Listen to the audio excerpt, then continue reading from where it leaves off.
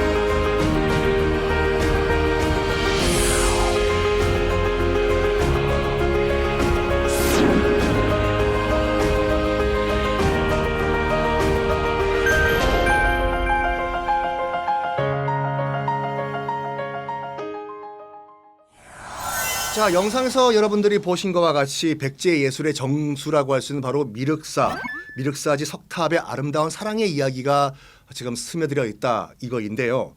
자, 이 모든 것의 시작은 바로 백제 30대 왕인 무왕 때로 거슬러 올라갑니다. 서동요라고 들어보셨죠? 어떻게 보면 뭐 이 적과의 사랑, 눈물겨운 스토리인데 삼국유사에 나오는 그 서동설화에 따르면 이런 아름다운 스토리가 나오고 있어요.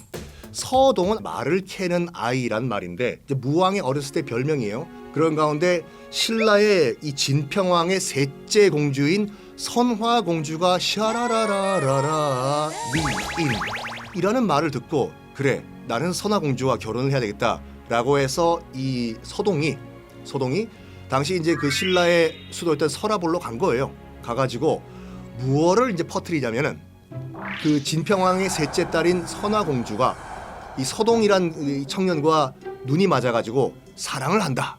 이런 또 쫙 노래를 아이들한테 뭐 깎아 좀 줬겠죠. 얘들아 이거 불러라. 알았어요 아저씨. 뭐 선화공주는 서동. 이게 이 말이 이제 진평왕까지 들어간 거예요. 뭐야?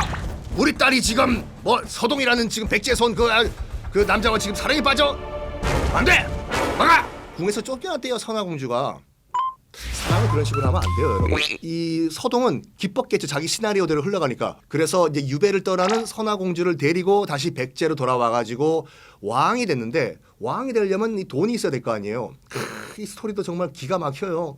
말을 캐면서 어릴 때 이 말을 캐면 땅을 팔 거 아니에요. 그때 황금이다.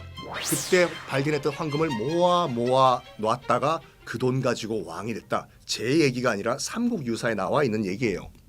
백제 30대 왕은 무왕이 맞아요. 그럼 이 서동요 스토리를 보면은 선화공주가 무왕의 부인이 되겠지요.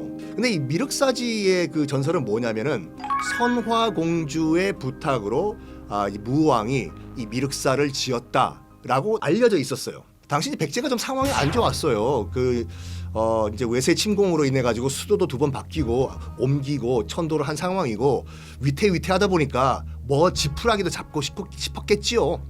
그래가지고 그 미륵 부리시오 우리 백제를 지켜줘서 해서 백제에서 가장 큰 사찰인 미륵사를 지었어요. 저도 이제 초등학교 때 이제 미륵사지에 이제 그 수학 여행을 갔던 기억이 나는데 그때는 정말 서탑 지금 복원돼 있는 서탑 하나만 덩그러니 있던 상황에 나머지 그냥 벌판 논밭이에요. 주변은 또 서탑도 한쪽을 이렇게 뒤에 보면은 그 시멘트를 그냥 발라놨어요. 일제에서 무너지지 말라고. 저는 그 어린 마음에 뒷면은 완전 현대 건축물이네? 몰랐던 거죠. 하여간 요 서탑을 해체 복원을 했습니다. 해체 복원을 하는 과정에서 어마무시한 가격이 나와요. 일단 사리함이 나와요. 사리함이 나오고 이제 금제사리 봉인기 또는 봉연기라고 하는데 이게 나온 거예요. 이게 뭐냐면 이 사리를 모시는 내력 그리고 석탑의 조성 과정 그리고 사찰이 만들어진 그런 배경 이 자세히 적혀 있어요. 대박. 서기 639년에 백제무왕이 이것을 창건했다라고 정확하게 나와 있습니다. 문제는 왕후 부분이에요. 아무리 찾아봐도 선화공주 얘기가 없어. 이게 우리가 그러면 어렸을 때 배운 게 뭐지? 발견된 기록에 따르면은 미륵사는 누가 이 세웠냐? 무왕의 왕후인 왕비죠. 왕후인 좌평 사택적덕의 딸 사택씨가 이것을 만들자라고 얘기를 했다. 사택씨 누구냐? 선화공주 아니었어? 좌평 사택적덕의 딸이라고 정확하게 나와 있는데 좌평은 지금으로 치면 장관이에요. 귀족이죠. 신라 사람이 될 수가 없어요. 백제 귀족이자 백제의 장관이 딸 이 무왕이랑 결혼을 했고 그 백제 귀족의 딸 사택씨 집안의 딸이 여기다가 미륵사를 짓자라고 제안을 했다라고 딱 기록에 나와 있는 거예요. 여기서 이제 멘붕이 온 거죠. 선화공주는 어떻게 된 거냐고. 그래서 그때부터는 별의별 여러 가지 추론들이 나와요. 뭐냐면 원래 선화공주와 결혼을 했었다 무왕이. 근데 선화공주가 죽은 다음에 다시 결혼을 했다. 사택적덕의 딸만 정비가 아니라 선화공주도 정비였을 수도 있다. 선화공주가 미륵사를 만들었는데 나중에 사택씨의 딸이 다시 무왕과 결혼하면서 여보 저를 선화가 만든 게 아니라 내가 만들었다고 좀 해주면 안 돼 여보? 그렇게 하지. 여러 가지 설이 있어요. 여러분들은 어떻게 생각을 하십니까? 사찰이나 절 또는 교회에 관련된 여러 가지 얘기들이 많아요. 프랑스인들이 생각하기엔 가장 프랑스다운 성당이 어디라고 보십니까? 많은 분들이 안타깝게도 몇 년 전에 그 불탔던 파리에 있는 노트르담 대성당이라고 알고 있지 않습니까? 거긴 관광지고 프랑스인들이 생각했을 때 물어봐요. 프랑스인들은 100% 프랑스를 대표하는 성당은 랭스 대성당이라고 얘기를 해요. 랭스? 역대 프랑스 왕들은 다 나폴레옹 빼고 즉위식을 랭스 대성당에서 했습니다. 왜? 프랑스라는 나라는 원래 프랑크 왕국이라는 게르만족이 세운 나라에서 쪼개진 거예요. 동프랑크는 지금의 독일이 되고 중프랑크는 지금의 이탈리아가 되고 서프랑크가 지금의 프랑스가 되는데 이거를 제일 처음 프랑크 왕국이라는 이 게르만족의 국가를 만든 사람이 클로비스라는 사람이거든요. 클로비스는 지금 프랑스인들이 단군 할배 같이 그냥 시조로 생각하는 사람이에요. 종교도 그때는 기독교가 아니에요. 클로비스라는 사람은 토르 믿었어요. 에? 망치 토르? 예, 망치로 치는 토르를 믿었어요. 그때 게르만족도 나라가 조그만 나라가 그냥 4분 오열돼 있던 상황이었어요. 근데 클로비스가 다 그걸 깨부숴서 하나의 통일 왕국을 만드는데 부인은 또 그 당시 카톨릭 신자였어요. 제발 여보, 당신도 개종 좀 하시지. 성당 가서 과자도 좀 얻어 드시고 성당 가면 좋다니까 청년부 들어가세요. 싫다고 난 토르 믿는다고 했는데 이 클로비스가 한 전투에서 정말 죽기 직전까지 밀려요. 밀리면서 일단 자기 믿는 토르한테 빌어요. 토르님 한 번만 살려주시면 제가 정말로 더 잘 믿겠습니다. 이게 더 밀리는 거예요. 정말 지푸라기라도 잡고 싶은 심정에 이 클로비스가 자기 와이프의 종교 신한테 믿어요. 하나님한테. 하나님이라고 하셨나? 한 번만 저 살려주시면 제가 개종할게요. 했는데 그 한 순간 바로 역전이 된 거예요. 여기에 할렐루야가 된 거예요. 그러면서 자기 부하 3,000명을 이끌고 야 주변에 있는 성당 중에 제일 가까운 성당 어디야? 내비 찍어봐. 했더니 랭스란 데 있는 성당이 제일 가까웠어요.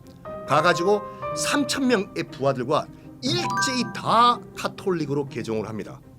그런 다음에 이 클로비스가 통일 프랑크 제국의 첫 번째 왕이 되는데 그 전통을 이어받아가지고 랭스 클로비스가 세례를 받았던 그 성당에서 역대 프랑스 왕들은 다 왕관을 썼습니다. 이런 전통이 각 성당이나 뭐 교회나 절에 다 하나씩 있어요. 이 말씀을 왜 드리냐? 뭐 아직까지는 우리가 알 수가 없습니다. 저는 어렸을 때 미륵사는 정말 백제 무왕이 선화공주의 어드바이스를 받고 만들었다라고 배웠는데 이게 아닌 정말 하드한 이 증거가 나왔잖아요. 과연 그러면 선화공주는 역사 속에 실존했던 인물일까요? 그 질문은 여러분께 드리겠습니다. 지금까지 썬킴이었습니다.